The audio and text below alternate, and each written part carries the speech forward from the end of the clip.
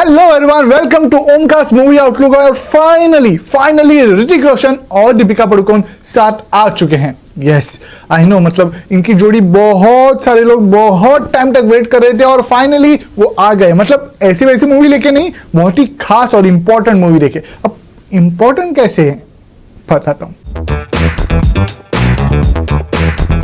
Yes, finally the fighter movie is released starring Hrithik Roshan, Deepika Padukone, Anil Kapoor. All were fantastic। मतलब सारी जो cast थी वो फैंटास्टिक। मतलब ऐसा लगता है कि मतलब सिद्धार्थ आनंद ने मतलब चुन चुन के मतलब इस कैरेक्टर को ये एक्टर सही रहेगा ऐसा मतलब सोच के रखा है। ऑल्सो यहाँ पे हमको हमारी डिफेंस फोर्स की एक नई स्टाइल देखने को मिलती है। बहुत ही कम ऐसे मूवीज है जहाँ पे हमको एयरफोर्स की इंपॉर्टेंस दिखाई गई है। मतलब ज्यादातर हमने ग्राउंड लेवल फाइट्स वाली मूवीज देखी है जो हमारे डिफेंस फोर्स की है, मतलब एलओसी हो या बॉर्डर हो या ऐसे बहुत सारे। लेकिन मतलब इंडियन एयरफोर्स कैसे सब कुछ टैकल करती है, क्या मतलब उनके लेवल पे बातें होती है, क्या मतलब कैसे होता है सब कुछ, ये दिखाने वाली बहुत ही कम फिल्म थी और ये उस फिल्मों में से है। और yes, if you like want to feel the Indian Air Force, then this is the movie you should definitely go for. Thanks to the VFX, ताकि मतलब आज के जमाने में आपको वो फील होगा कि क्या होता होगा। मतलब शायद मतलब ये मूवी अगर 20-30 साल पहले अगर होती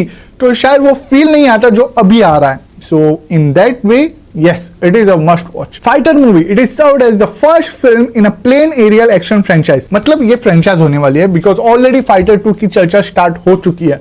अब वो फाइटर 2 कैसे स्टार्ट होती है, मतलब फाइटर 1 कैसे एंड होती है, वो तो आपको मूवी देखने के बाद पता चलेगा। लेकिन हाँ, ये मूवी बनाते वक्त फ्रेंचाइज माइंड में थी, ये पता चल रहा है। तो मूवी की स्टोरी बताने से पहले इसके बैकग्राउंड के बारे में चेक करते हैं। Yes, starring Hrithik Roshan and Deepika Padukone, जिसका मतलब बहुत सारे लोग बहुत टाइम तक इस जोड़ी का इंतजार कर रहे थे और इस जोड़ी की केमिस्ट्री अच्छी खासी दिख भी रही थी। मतलब ऐसा लग ही नहीं रहा था कि ये दोनों पहली बार एक्ट कर रहे हैं। मतलब ऐसा नहीं है कि मतलब दोनों नए हैं, बहुत ही एस्टेब्लिश्ड है। और एस्टेब्लिश्ड होने के बाद भी इनकी केमिस्ट्री में मतलब इधर उधर नहीं हुआ। मतलब ऐसा लगा कि ये दोनों सालों से मतलब फिल्में करते आ रहे हैं and this is yet another film of theirs। For that chemistry hats off. और डायरेक्टर की बात करें सिद्धार्थ आनंद, मतलब इन दिनों जो अभी बहुत ही चर्चा में है मतलब फ्रेंचाइजीज करने में, और ऐसी मूवीज जहां पे सोल्जर है, मतलब टेररिज्म है और फिर वो सोल्जर फाइट कर रहा है, ऐसे टाइप मूवीज डायरेक्ट करने के लिए एक्सपर्ट बन रहे हैं। एक्सपर्ट एज इन मतलब ये ऐसी फिल्मों के लिए जाने जा रहे हैं, वो चाहे बैंग बैंग हो या वॉर मूवी हो या पठान मूवी जो हाल ही में मतलब 1000 करोड़ क्रॉस कर चुके हैं, एंड नाउ फाइटर। मतलब इन चारों फिल्मों में एक चीज कॉमन है, मतलब एक सोल्जर होता है, फिर एक टेररिज्म होता है और फिर वो सोल्जर कैसे भी करके अपने दिमाग से वो टेररिज्म फाइट करता है। अब टेररिज्म फाइट करने के अलग अलग तरीके हैं। मतलब जैसे कि फाइटर मूवी में वो प्लेन से अटैक करता है, पठान मूवी में शाहरुख खान मतलब स्पाई होते हैं, मतलब इन शॉर्ट फाइट करते हैं। और ऐसे टाइप मूवीज डायरेक्ट करने के लिए सिद्धार्थ आनंद बहुत ही अच्छे माने जा रहे हैं। एंड यस, उन्होंने इस फिल्म से फिर से ये प्रूव कर चुके हैं। So let's get into the story. Top Indian air force aviators come together in the face of eminent dangers to form air dragons. Fighters unfold many things during this process, the internal battle and the external battles. मतलब in short एक खतरा है और उस खतरे को fight करने के लिए और भी कुछ खतरनाक सोल्जर्स को इकट्ठा लाया जा रहा है। अब ये पहली बार हो रहा है। मतलब उन खतरनाक जो सोल्जर्स हैं वो अपने आप पे इंडिविजुअल लेवल पे बहुत ही खतरनाक है, लेकिन एज अ टीम क्या ये खतरनाक सोल्जर्स एज अ टीम काम कर सकते हैं और क्या ये एक टीम खतरनाक टीम साबित हो सकती है, मतलब एक साथ काम करके। मतलब वो आपने ट्रेलर में देखा ही होगा कि कैसे वो अनिल कपूर का वॉइस ओवर आता है कि आप लोग इंडिविजुअली बहुत अच्छे हैं, अब देखना है कि आप एज अ टीम काम कर सकते हो या नहीं। और यहाँ पे स्टोरी स्टार्ट होती है। मतलब यहाँ पे अगर आपने पूरा ट्रेलर अगर ठीक से देखा होगा और ऑब्जर्व किया होगा तो आपको ऋतिक रोशन का कैरेक्टर मतलब थोड़ा सा एरोगेंट, थोड़ा सा ओवर कॉन्फिडेंट या थोड़ा सा मतलब बोलते हैं ना मैं ये कर सकता हूँ टाइप वाला है। अब ऐसा कैरेक्टर एक टीम में फिट होता है या नहीं, मतलब हम सबको इसका आइडिया है, नहीं होता। लेकिन क्या ये हो पाता है या नहीं, ये देखने के लिए इस मूवी को आपको देखना पड़ेगा। परफॉर्मेंस की अगर बात करें तो ऋतिक रोशन हैट्स ऑफ। ये बंदा कोई भी रोल कर सकता है, मतलब चाहे वो सुपर 30 का हो या वॉर मूवी का हो या फाइटर मूवी का हो, मतलब कोई भी रोल इजीली कर सकता है। मतलब आपको पता ही नहीं चलेगा कि ये ऋतिक रोशन है, मतलब आपको लगेगा कि ये वो कैरेक्टर ही है। जैसे कि मैं हमेशा बोलता हूं कि अगर वो कैरेक्टर निभाते वक्त आपको अगर एक्टर की याद ना आए तो उस एक्टर ने वो कैरेक्टर बहुत अच्छे से निभाया। और यहाँ पे पैटी का रोल ऋतिक ने बहुत अच्छे से निभाया। मतलब जो एरोगेंस उस कैरेक्टर में थी और जो चाहिए थी, जो इमोशंस चाहिए थे और जो मतलब एयरफोर्स का जो आपको दिखाना होता है कि मैं ऐसा हूं वैसा हूं, वो आपको ऋतिक बहुत अच्छे से दिखा रहा था। With regards to Deepika Padukone, yes she has done very well. मतलब वो एक मतलब ऐसा नहीं है कि सिर्फ येट अनदर एक फीमेल कैरेक्टर जो मतलब हीरो के साथ होनी चाहिए या फिर ऐसा कुछ, मतलब नहीं। She has a very good role, very good background story और मतलब कैरेक्टर बहुत ही इंपॉर्टेंट है यहाँ पे। हालांकि अनिल कपूर का बहुत ही रोल छोटा था मतलब as compare to them, but impactful था। अगर स्टोरी की बात करें तो स्टोरी सिंपल है, लेकिन स्टोरी टेलिंग थोड़ी सी इधर उधर होती है, specially in the first half. मतलब आपको कुछ सीन्स बहुत अच्छे लगते हैं, आपको मतलब बहुत ही अच्छा लगता है कि ये स्टोरी ऐसे ऐसे से आगे बढ़ रही है, लेकिन बहुत ही कंफ्यूजन होता है कि आगे क्या होगा, मतलब हो क्या रहा है।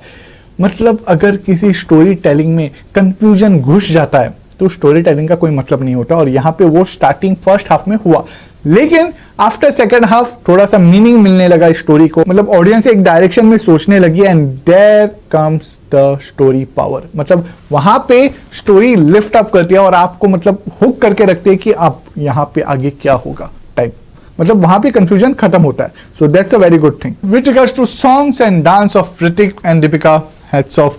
मतलब बहुत सारे सॉन्ग्स अच्छे हैं, लेकिन शायद ही आपको वो याद रहेंगे। मतलब जो पार्टी सॉन्ग वहां पे दिया गया है, it's good. And that song Sujalam Sufalam, मतलब जब भी उस सॉन्ग का सिर्फ म्यूजिक भी जब आता था, मतलब ऐसा घुसबम जैसा फील होता था। And that's very good thing, because वो म्यूजिक बहुत सारे इंपॉर्टेंट सीन्स में उन्होंने डाला है, एंड एज अ सॉन्ग भी बहुत ही इंपॉर्टेंट टाइम पे वो आता है। So for that hats off. With regards to visuals, मतलब यहाँ पे इस मूवी के लिए अगर बिना विजुअल की तारीफ किए अगर मैं आगे बढ़ता हूं तो कोई फायदा नहीं है, बिकॉज यहाँ पे विजुअल्स आर द ट्रीट। मतलब इंसान से ज्यादा प्लेन और जो मतलब पूरा आकाश दिखाना होता है ना, वो दिखाना है, और वो आपको फील भी करवाना है कि एक्चुअली ये बहुत रियलिस्टिक टाइप है, एंड यहाँ पे वो बहुत अच्छे से काम करता है। विद रिगार्ड्स टू विजुअल्स, आपको फील होता है कि आप एक्चुअली में प्लेन में बैठे हो और वहां पे आपके सामने जो लड़ाई हो रही है दो प्लेन्स के बीच, वो एक्चुअली में हो रही है। एंड फॉर दैट जो इमोशंस जो विजुअल्स नॉर्मली लगाते हैं ऑडियंस को हुक करने के लिए, वो विजुअल्स वो कर रहे थे, and for that hats off. मतलब विजुअली भी ये स्टोरी बहुत ही आपको इंपैक्टफुल लगेगी, बिकॉज विजुअल्स भी स्टोरी टेलिंग कर रहे थे, and that's a great thing. Because जैसा कि यहाँ पे वो बोलते हैं ना कि this is a first plane area action movie, so उस मामले में देखा जाए तो this is a very good step. Okay Omkar, ये भी बताओ कि ये मूवी किसके लिए है और किसके लिए नहीं है। Okay, see if you are planning for a artistic kind of movie, या अगर आप प्लान कर रहे हो कि यहाँ पे कुछ नया देखने को मिलेगा अपार्ट फ्रॉम यहाँ पे प्लेन फाइट्स है, अपार्ट फ्रॉम दैट जो बड़ा फर्क है, उस फर्क को अगर इग्नोर करते हैं, तो अगर स्टोरी में कुछ नया देखने को मिलता है, अगर आप इस सोच से इस मूवी के लिए जा रहे हो तो मत जाओ। बिकॉज पता नहीं, ऐसी मूवीज में मतलब सेम ओल्ड स्टोरी आती है कि मतलब पाकिस्तान में कुछ होता है, फिर वो पाकिस्तान कुछ प्लान करते हैं इंडिया के अगेंस्ट, फिर इंडिया अपने बेस्ट एजेंट्स को भेजते हैं, और फिर मतलब वहां पे कुछ नया देखने को नहीं मिलता। अगर आप कुछ नए की सोच से जा रहे हो इस मूवी के लिए तो मत जाओ, बिकॉज डिसअपॉइंटमेंट पक्की है। लेकिन if you are a person जो मतलब स्टोरी पता है, लेकिन वो स्टोरी टेलिंग देखने के लिए अगर आप जा रहे हो, then this movie is good for you. And if you are a person जो मिलिट्री, आर्मी, डिफेंस वाले मूवीज आपको अगर पसंद आते हैं, तो yes, this is the movie just for you. पर हाँ, अगर आप मूवी देखते वक्त अगर बहुत कुछ लॉजिक वॉजिक देखने लगते हो, तो ये मूवी शायद आपको डिसअपॉइंट कर सकती है। So yes, that was the review of the week. मिलते हैं अगले हफ्ते।